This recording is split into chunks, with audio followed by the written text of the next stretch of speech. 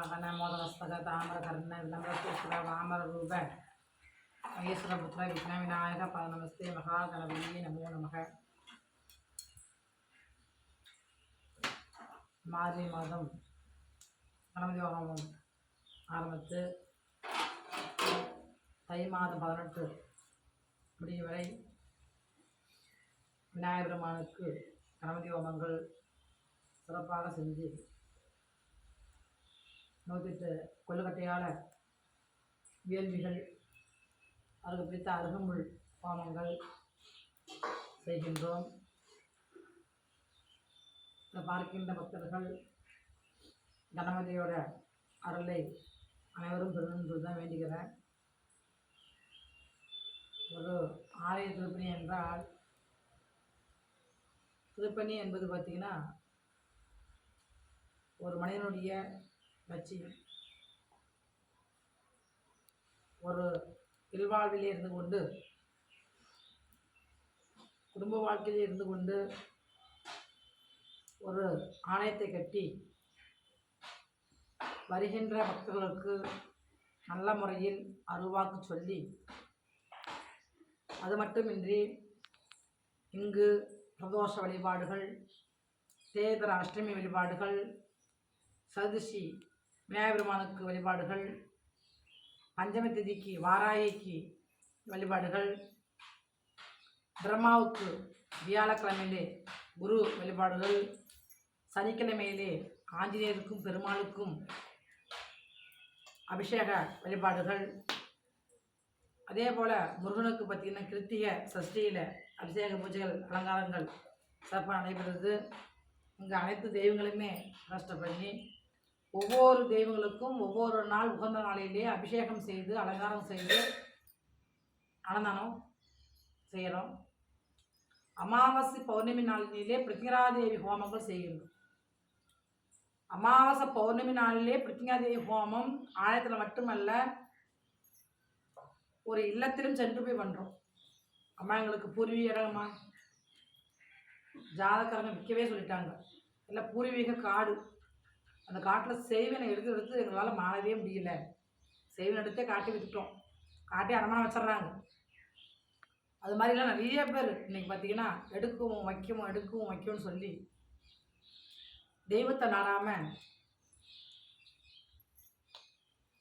சரியான பாதையில் போகாமல் ஒரு ஆலயத்தில் சென்று ஒரு கணபதி ஹோமம் பண்ணலாம், நவரஹோமங்கள் பண்ணலாம், இல்லை சண்டி ஹோமம் பண்ணலாம், பிருத்திங்கராதேவி ஹோமம் பண்ணலாம். இப்படி பார்த்தீங்கன்னா நிறைய ஹோமங்கள் இருக்குது, வேள்விகள் இருக்குது, வீடுகளில் பண்ணுவது சிறப்பு. அதை விட்டு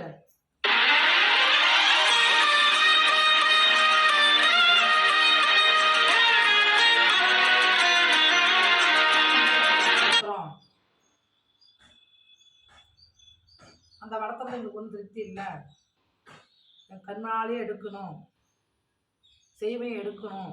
அப்போ சில பேர் நிறைய பேர் குறைமீடு தான் வராங்க கோயிலுக்கு. செய்வனை எடுத்தோம், எங்கள் காட்டில் 10 முறை எடுத்தோம், எங்கள் வீட்டில் 10 முறை எடுத்தோம், செய்வனை எடுக்க வந்துக்கிட்டே இருக்குது.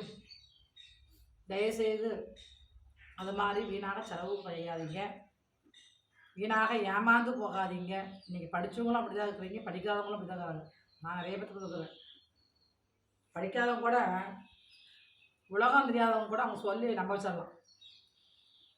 உலகத்தை புரிஞ்சிக்காதவங்க, வெளி உலகத்தை புரிஞ்சிக்காதவங்க, படிப்பறிவு இல்லாதவங்க வந்து சீக்கிரம் புரிஞ்சுக்குவாங்க.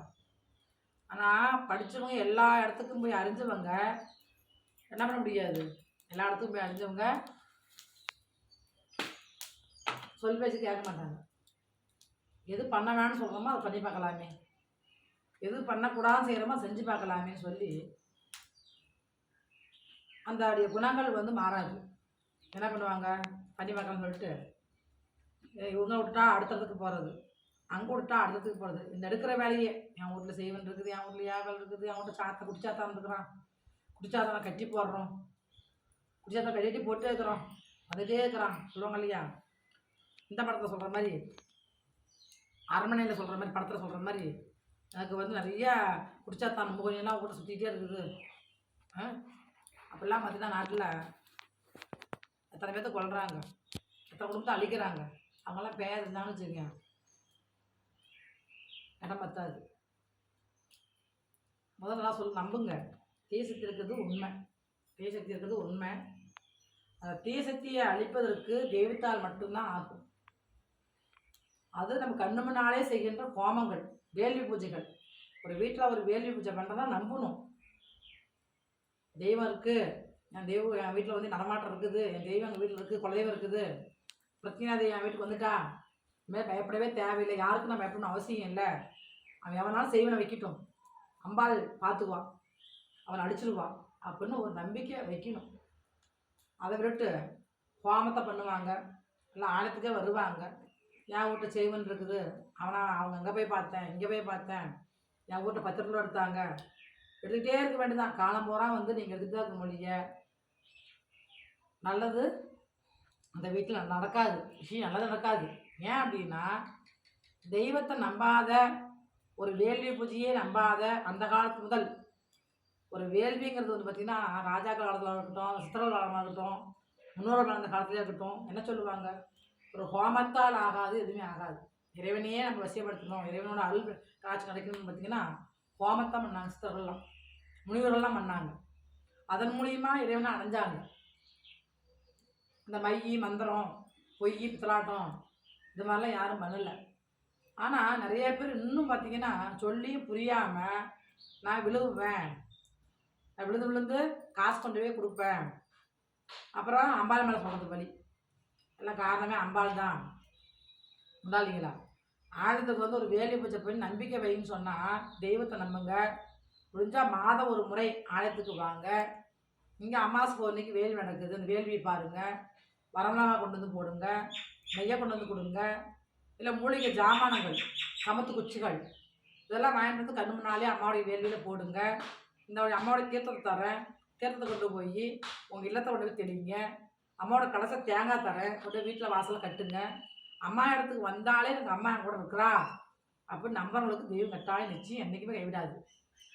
அம்மா எனக்கு இல்லைன்னு சொல்லிட்டு வேறு ஆட்களை நம்பி என் வீட்டை பிடிச்சத்தான் இருக்குது, மோய் இருக்குது, பிசாசுக்குன்னு சொல்லிட்டு அவனை வந்து நம்புதியை வச்சுக்கிட்டு அவனை வந்து நம்ம பண்ணிக்கிட்டு தவறாக நான் சொல்லலை, யாரும் பின்பற்ற மாதிரி நான் சொல்லலை, இந்த வீடியோ பார்க்குறதுக்கு சொல்கிறேன். தெய்வத்தை நம்பாத, ஒரு வேள்வி பூஜையை நம்பாத, அவங்க சொல்கிறாங்க இவங்க சொல்கிறாங்க, இன்னும் முழுசாவே போகலை, விட்டு முழுசாவே போகலை, இன்னும் கொஞ்சம் இருக்குது அப்படின்னு சொல்லி யார் யார் வந்து பண்ணுறீங்களோ கட்டாயம் வந்து தெய்வத்துடைய குற்றம்தான், தெய்வத்துடைய மிகப்பெரிய பாவத்துக்கு ஆளாவீங்க. ஒரு தெய்வத்தை வச்சு இன்றைக்கி பூஜை பண்ணிவிட்டு தெய்வத்தை வந்து ஆராதனை பண்ணிட்ட வீட்டில் வந்து மற்றவங்களை விட்டு அந்த பண்ணுறேன் இந்த பண்ணுறேன்னு சொல்லி பண்ணிங்கனால் கட்டாயம் இறைவனர்கள் வந்து இருக்கிற இறைவனும் வீட்டு தெய்வமும் வீடு விட்டு போயிடும்.